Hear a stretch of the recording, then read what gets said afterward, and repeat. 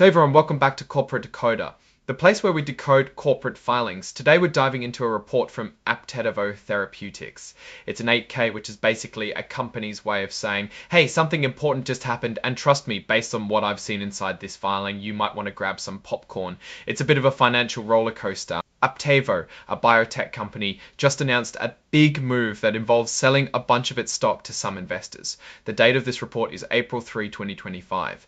This is called a registered direct offering, and it's coupled with a private placement. In simpler words, they're selling shares directly to investors, and alongside that, they're privately selling warrants, which are like coupons to buy more stock later. So how many shares are we talking about? Aptevo sold over 1.7 million shares of its common stock, and with that they also sold warrants to potentially buy over 3.5 million more shares. These warrants let the investors buy shares of stock later at a certain price. The warrants are exercisable once the stockholders or shareholders give approval and will expire 5 years from the date of stockholder approval. If Aptevo can't get the required approval from its stockholders, these warrants will not be usable and won't have any value. To make this happen, Aptevo hired Roth Capital Partners as their placement agent. Basically, they're the middleman who helps sell the stock and warrants. For that service, Aptevo paid them a cash fee of 7% of the gross proceeds raised in the offering, plus covered some of their expenses.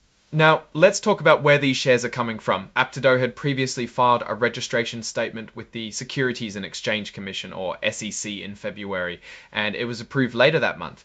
This registration allows them to offer and sell these shares to the public.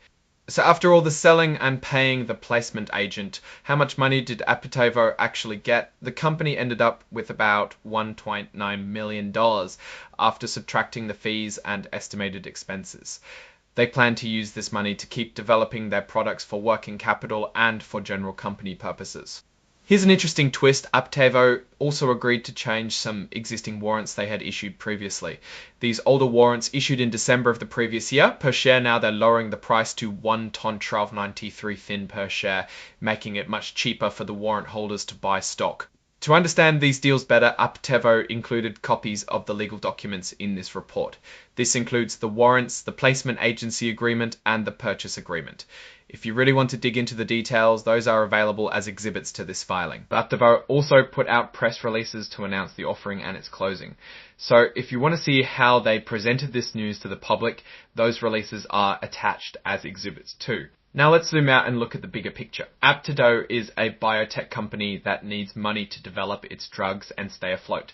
This stock offering and warrant sale is a way for them to raise that money. However, it also means that existing shareholders will own a smaller piece of the company because there are now more shares out there. The fact that they had to lower the price of existing warrants tells me that they may have been in a tough financial spot. The previous warrant price being way higher than the price they are selling now is not a good sign, and they are possibly giving up a lot of potential revenue by lowering the price of the warrant.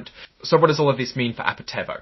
Well, they've got some cash to keep going, which is good, but they've also diluted their stock, which is not so good for existing investors. And the fact that they had to offer warrants to sweeten the deal suggests that raising money wasn't easy. The company needs to successfully develop their products to justify this move and create value for shareholders. Otherwise, this could be a sign of more struggles to come. Thanks for watching Corporate Decoder. If you found this breakdown helpful, please like, subscribe, and leave a comment below. Let me know what other filings you'd like me to decode.